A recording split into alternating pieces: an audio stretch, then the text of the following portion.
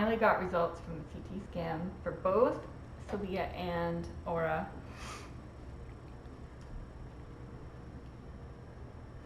There they are. So Aura first.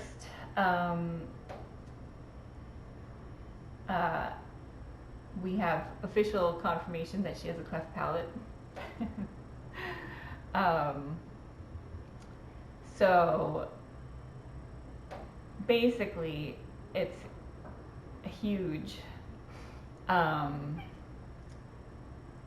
So the distance, I'll read you some of the report and then I'll try to explain. I haven't talked to anyone about it yet, so I haven't gotten like the official interpretation of what this means, but I can tell you at least what I've figured out from it. So the distance separating the medial aspects of both palatine bones is even along the entire length of the hard palate and is estimated at 0.4 centimeters. So basically the hole is almost half a centimeter wide and it goes the entire length of her palate, of her hard palate. So that sucks. That's basically massive. We knew it was huge, but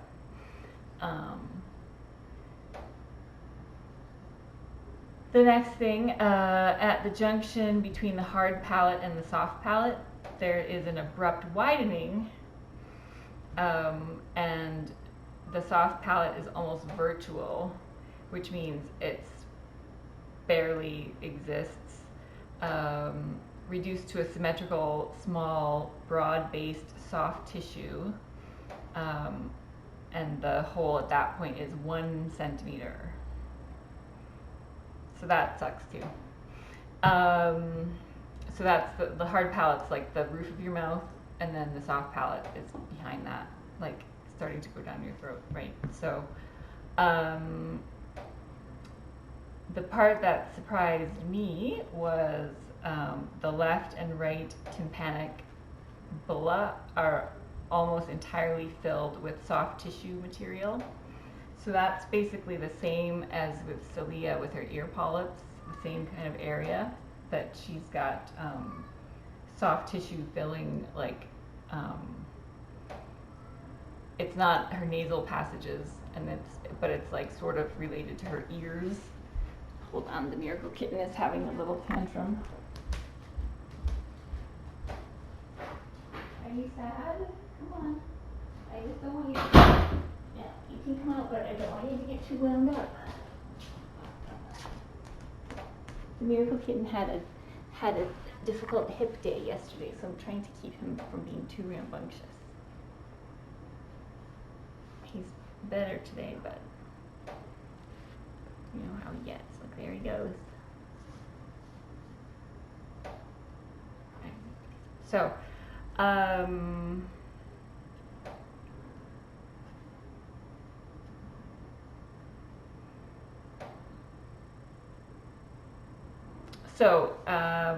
I don't know yet what the implications of the soft tissue material.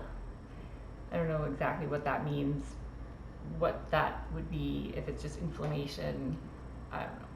She obviously responds to noises and can hear, but it probably is uncomfortable at a minimum.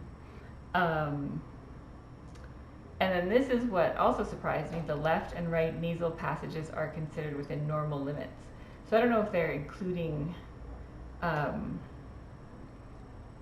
like all of the little turbinates, which are the little tiny bones that help filter out impurities and germs and viruses and stuff. So I'm looking forward to talking to the specialist about this, but that seems good.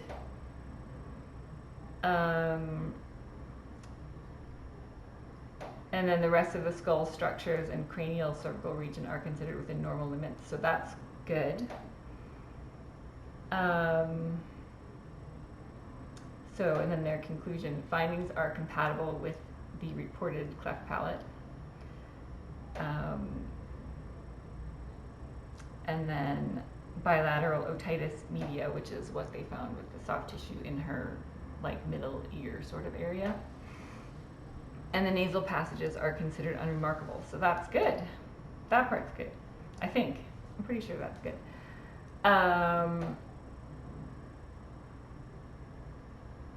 So,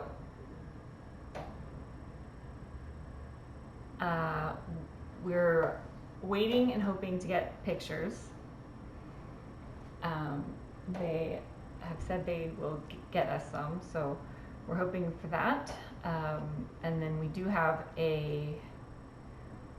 finally our first actual appointment with the specialist on Wednesday.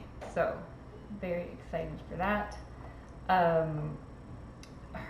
She's finally teething. She has been for a little while. Her lower canines are growing up into the roof of her mouth, so I'm not super excited about that. Because she doesn't really need more holes up there. So I will get to ask them if there's anything we need to do about that, or if it just all gets fixed at the same time. She still has her baby upper canines, so I expect those will be coming out soon, at any moment. Should we check? Let's see if they're loose. So cute.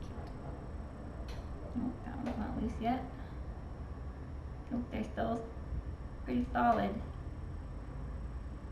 She has her adult incisors. They look very beautiful on top. She just her lower canines are a little too far back, but that's okay. That's the least. I'm assuming that's the least of our concerns, right? Right? So,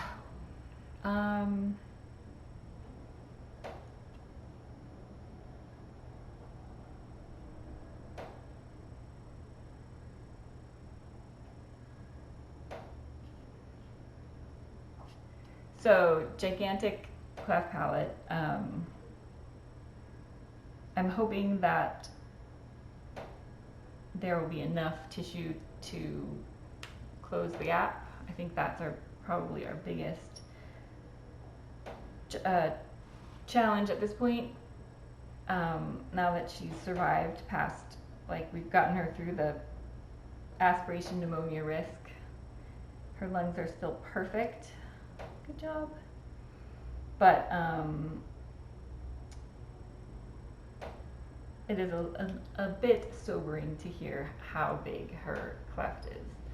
So we'll just have to wait and see what the specialist thinks. And also what they think about her otitis, which just means inflammation of the ear, basically. Up there. So, what else? But she has gained a little bit of weight since we switched antibiotics. She now weighs 1.35 kilograms. Gigantic. And she's must be almost 6 months old. Yep, almost 6 months old. So that's very tiny for a 6-month-old, but she's doing well. So that's the Aura news. We'll find out a lot more hopefully on Wednesday. And what else? Okay, so Salia got hers back too.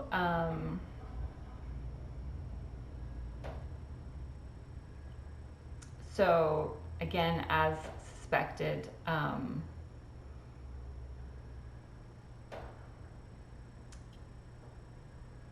she has an inflammatory polyp that extends up to the nasopharynx through the right auditory tube, with some other complications from persistent infection. So she definitely needs surgery. So we now have her surgery scheduled with a specialist, a different specialist than Aura's, on the 25th. So 25th, Salia's gonna get her surgery, which is awesome.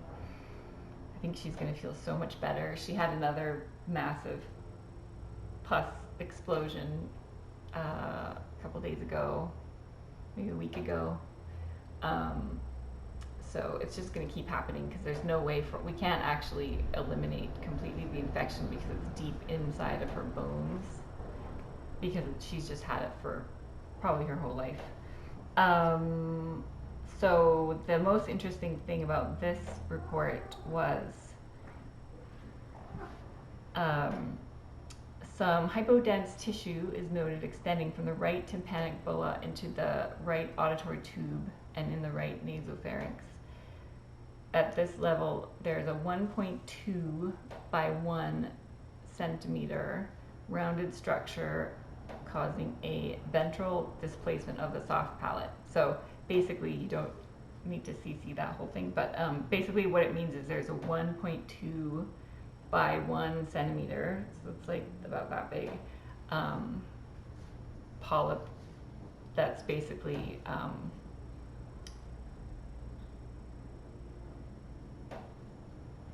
it's basically causing displacement of her soft palate, which, as we already discussed, the hard palate's the roof of the mouth, soft palate's behind that. So it's basically pushing into her soft palate, which is what's obstructing her airway. And that's pretty huge she's a very tiny cat also. She weighs 2.8 kilograms, so about double the size of her. But she struggles to eat and she struggles to breathe because she's got this huge mass basically pushing into her throat all the time. So it would be very good to get that out. We need to get that out. So, and then I'm not sure what her recovery is going to look like. I guess I'm sure we'll have to monitor and have soft foods and that sort of thing, and then hope that there's no like nerve damage or anything like that. There are some complications that can happen with the surgery that she needs, but we can't leave her the way she is because it's just going to keep growing, and at some point she won't be able to breathe or eat at all, and obviously that's not an acceptable outcome. So we are accepting applications for her because she's, as you saw on the other stream earlier, or if you haven't, you should rewind and look. I'll post Suzanne's visit, but Salia's the sweetest cat. She's so loving and affectionate, and I think once she finally doesn't have just chronic pain and discomfort all the time, I think she's going to just be an even lovelier cat. She's so sweet already. So we are looking for a home for her. We don't know 100% what her medical needs will be after she recovers from her surgery. Probably just really careful monitoring, and she may be more prone to infection. She may have, I don't know exactly, but and I think it's possible. The surgery they're doing makes it a much lower risk of recurring.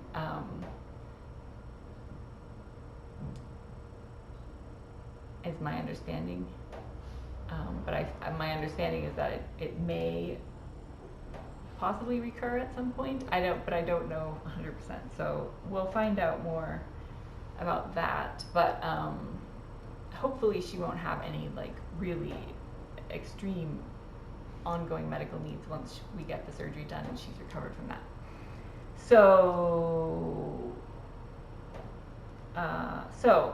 tinykittens.com/adopt if you would like to adopt perfectly healthy, ready for a home Princess Consuela, who's very adorable, great with other cats, very social, playful, and or Salia, who is a little more shy initially, but is going to be like the best companion lap cat,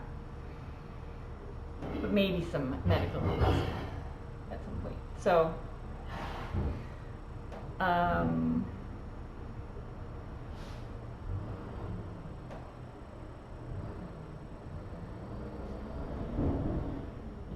And this one's gonna have a long road ahead, I think. Mason's right there, looking at us. Speaking of Mason, it's his 2-year gotcha-versary coming up on the 15th. That's 4 days from now. He will have been here for 2 years instead of 4 months, like we thought. Hey, how cute you are.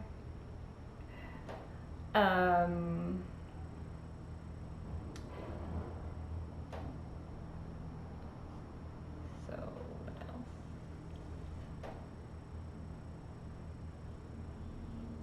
He is so cute. So that's pretty amazing that he has been around for that long, almost 2 years. That's 608 days longer than we expected. And they've been pretty good days. I do think Aura will need more than one surgery, but we'll find out more on Wednesday. I'm assuming that we'll need all the tissue that we can get, and so that will involve probably taking out some adult teeth, letting her heal from that, and then doing the actual repair surgery. I'm hoping that's worst case scenario, but I don't know. We didn't get like great news. I don't know, and I don't know about transplant options or mesh or any of those things, but I will definitely ask all of those questions. I'm sure that I will be very irritating with my questions, per usual. So I'm not taking in any pregnant cats or kittens or anything until we get past some of these surgeries, and until at least we know what's going on and what to expect for recovery, because Salia's surgery is pretty intense, and I'm anticipating she'll need lots of monitoring and care. And then I know that Aura's recovery is going to be complicated, and she's probably going to need round-the-clock intensive care for a while. So I don't want to have, like, you know, kitten watch, and you know, it's been, I just want to make sure that there's enough, that everyone's getting the proper care that they need. We also have, of course, Hiit, the blind cat, who is going for his recheck shortly, and definitely has regained some of his eyesight. He sees pretty well and has incredible aim when he tries to punch us. So it would be great if he could return to the forest, because he is not making any progress with his socialization. He's gotten more confident, which means he's more ferocious, but he will hang out in the room with us. But if we try to you know, invade his space, we get shut down right away. Tom's doing really well, so he will be able to return soon, so that's good.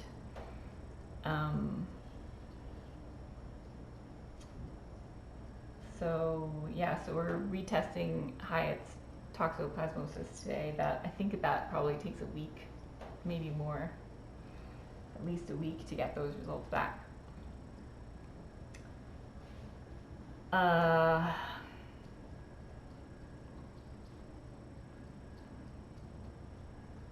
So the blindness will not come back if he is negative now for toxoplasmosis. If he's still positive, then we have to continue treating him and then retest. So usually, if he's got residual vision issues, it would be because of inflammation or scarring on his ocular nerve, probably.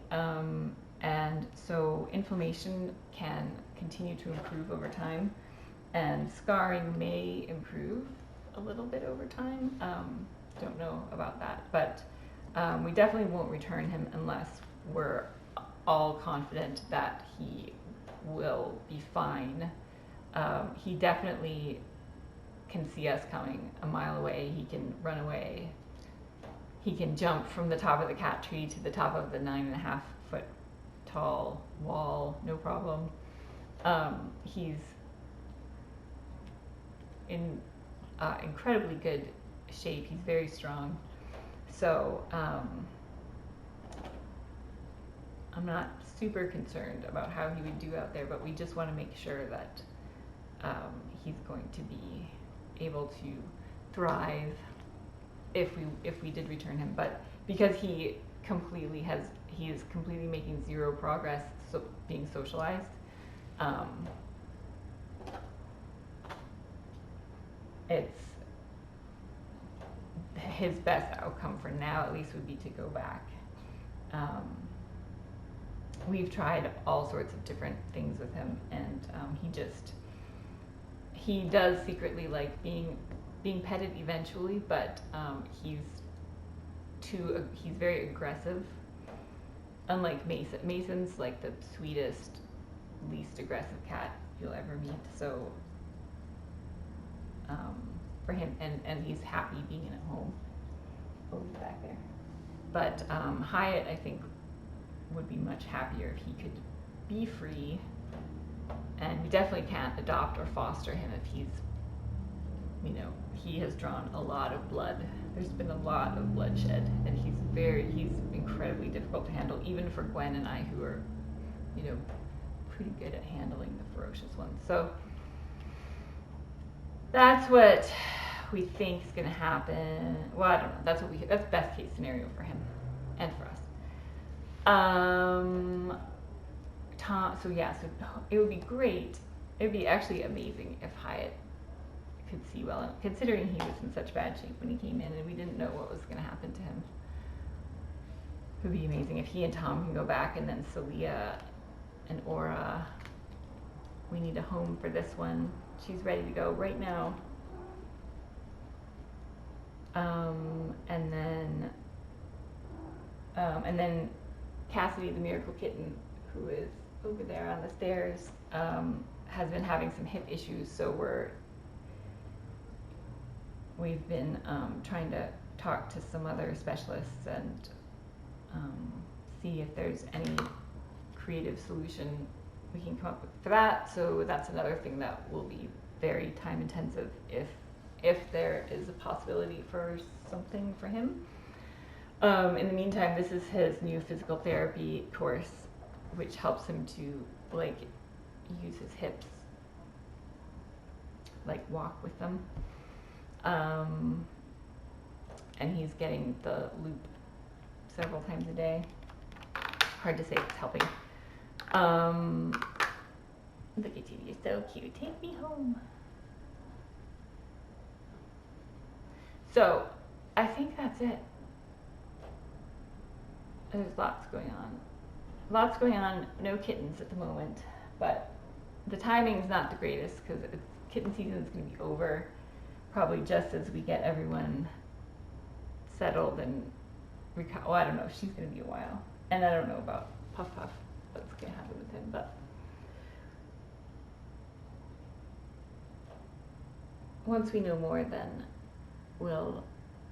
And plus, we're sort of all operating out of my house right now, so it's a bit of a challenge. We would like to actually do some TNR this winter, but we need a place to keep the cats, so we're a little bit restricted at the moment, but have a couple of things that we're working on that there's one thing that's out of our control that we are dependent on someone else for, and that is, so we'd have to wait for that.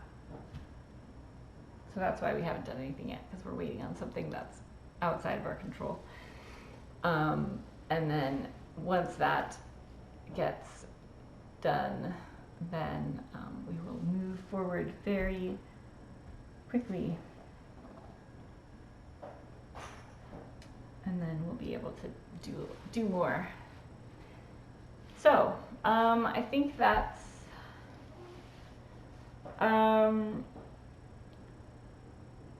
Hiit can stay here as long as he needs to. It's not like we're going to kick him out because I mean, if we send him back to the forest, it will be because he's ready to go back to the forest. We're not going to do that without him being healthy. Could he go to another rescue? I'm not aware of any rescues who would take on medicating him in his current condition, because it puts staff and volunteers at risk of serious injury.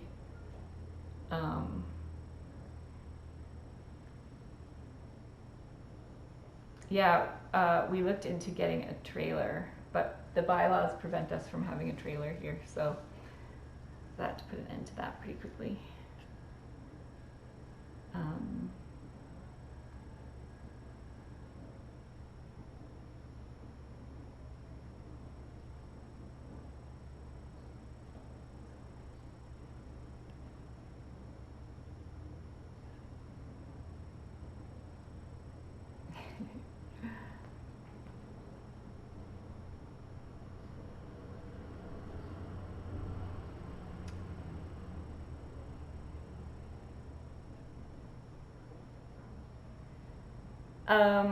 Hiit could potentially be a barn cat, but if he didn't need treatment. But the happy forest is essentially the same thing. They have tons of shelter, they have barns, they have food every day, and we are pretty good about getting them medical care when they need it. So I think you would actually do better at the forest than at a barn, just because we're so observant about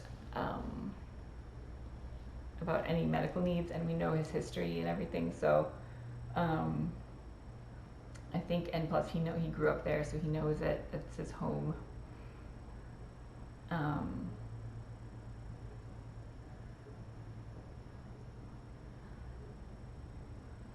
So I think that would be better for him than.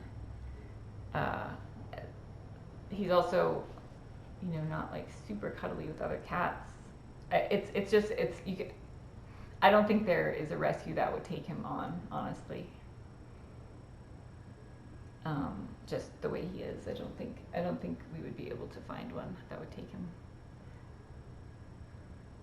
I think they might take him and then he would get euthanized. So we're not going to do that. Oh, there goes Puff Puff onto the sofa.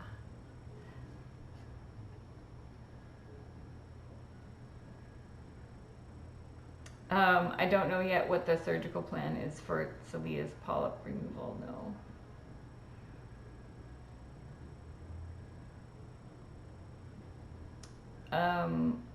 Aura surgery, yes, it is risky, and I imagine it will take several hours, but I don't know for sure, so I'll know more after Wednesday, after I meet with a specialist.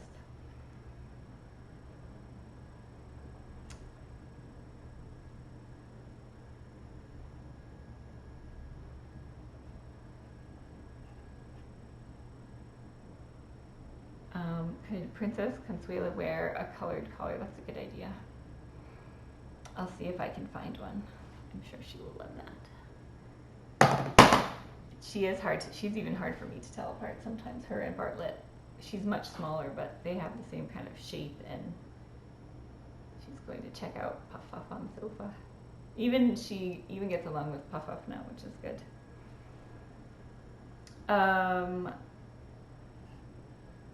Yeah, Salia might come into the rest of the house. I think she would probably enjoy that. I've been thinking about it. She's having a stare down with Puff Puff right now. He looks very menacing.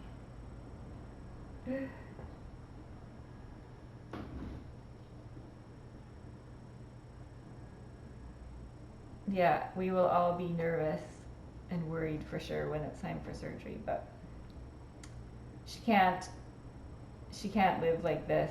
I mean, it's not a great way for her to live, and she'll have like infections. She's been on antibiotics since she was 9 days old, so we have to try to fix it so she can have a normal life. Oh, Puff Puff and Princess Consuela. You're being very scampy, are you?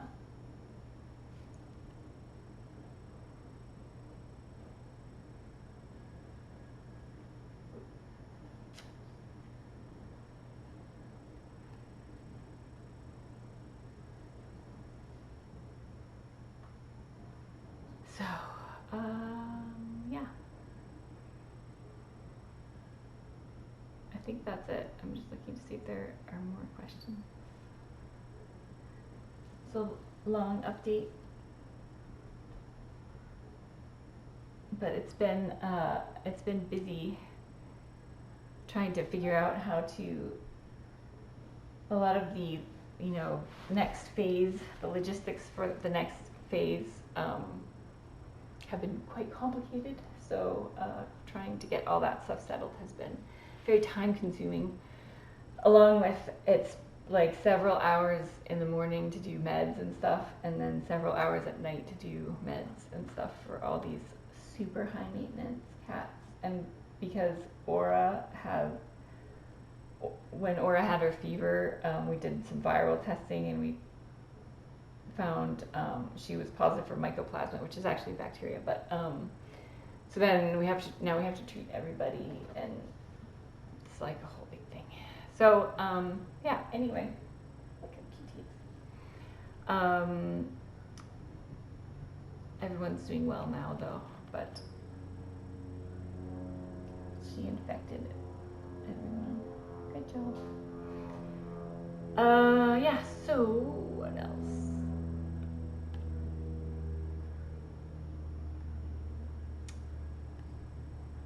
Puff Puff did submit an application for Aura.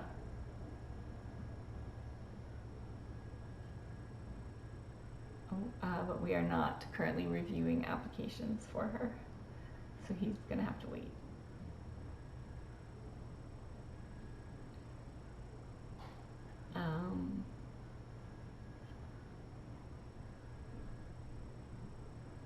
Puff Puff has been making pretty good choices lately.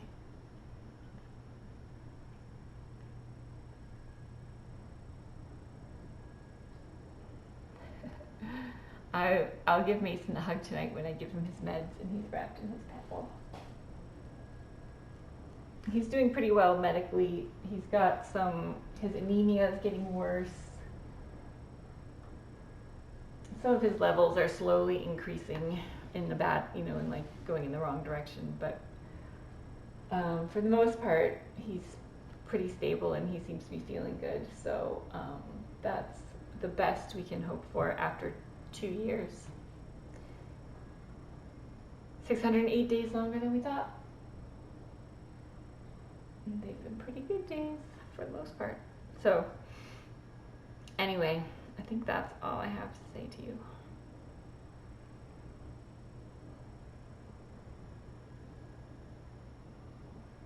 Yes, Aura gets too scampy and gets kicked out. Sometimes before 4 a.m. She's scampy and she also likes to sleep right here, but she can't always get comfortable, so she just there's a lot of cat butt in my face and waking me up, and then she's gotta go. But Puff Puff likes to have her around, so.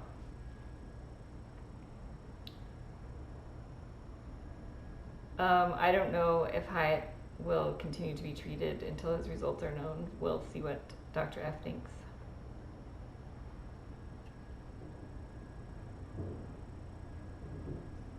Tom's doing great. His eye looks really good.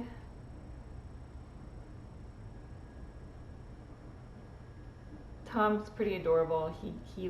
But he's gotten more confident also. So he will definitely swat and spit at us when we first go in, but he does like to be petted eventually. So I think Tom's got some potential. If only Hiit had Tom's personality, it would be different, totally different ballgame. But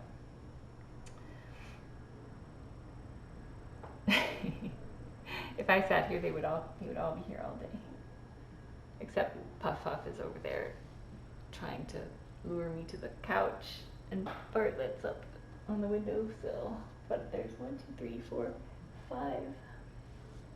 Too many cats in this house right now. So you need to find your own home before you get too settled here. Too late. You need a home. Okay. I will post this update, and yeah, okay, that's it. I think that's all the stuff. No, I'm just repeating myself, rambling on. Thanks for tuning in. Someone please adopt this cat. She's, look how cute she is. She's so cute. This is Princess Consuela. Oh, look at that butterfly. Look how cute she is. The cutest. She's so funny.